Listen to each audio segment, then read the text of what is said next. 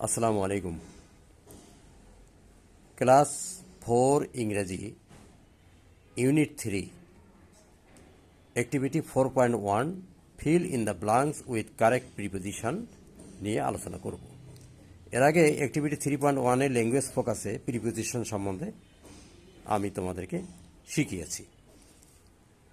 আচ্ছা, তাহলে এখানে আছে এতে আছে she is walking dash the park. সে হাঁটাহাঁটি করছে, হাঁটছে ড্যাশ দ্য পার্ক, পার্কে। তাহলে এখানে অ্যাট হবে অথবা ইন হবে। তাহলে এখানে ন্যাচারালি ইন হবে, ইন দ্য পার্ক। যেহেতু পার্ক এটা অনেক বড় জায়গা, সেখানে পার্কের ভিতরে যখন মানুষ চলাচল করে ওটাকে ইন হিসেবে প্রকাশ করা হয়। বি নম্বরে উই স হিম সিটিং। আমরা দেখলাম তাকে বসে থাকতে, সিটিং মানে বসে থাকতে, ড্যাশ দ্য ক্লাসরুম। শ্রেণীকক্ষের ভিতরে অবস্থান করলে সেখানে ইন হয়। তাহলে we saw him sitting in the classroom. আমরা তাকে শ্রেণীকক্ষে বসে থাকতে দেখলাম।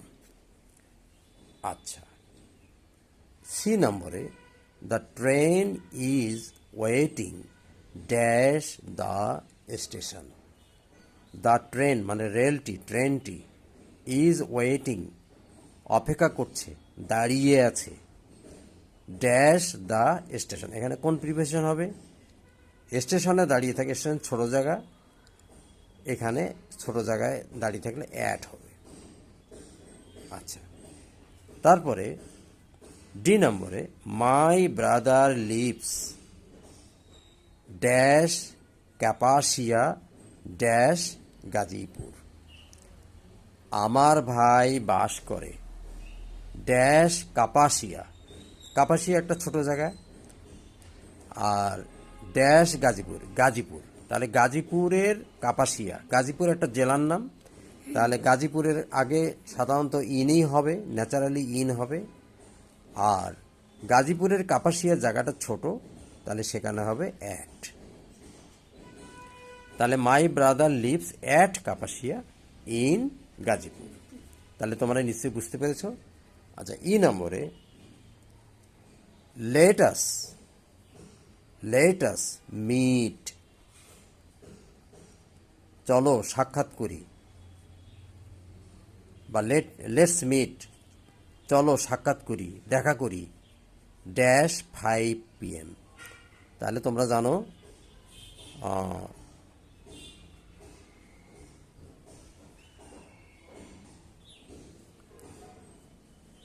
সময় উল্লেখ থাকলে অ্যাট। আর লাইব্রেরি ইন দ্য লাইব্রেরি। তাহলে লাইব্রেরি একটা বড় জায়গা, হল রুম, তার ভিতরে অবস্থান করা, ইন দ্য লাইব্রেরি।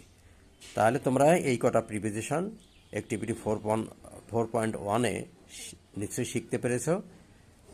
আজ এ পর্যন্তই। ধন্যবাদ।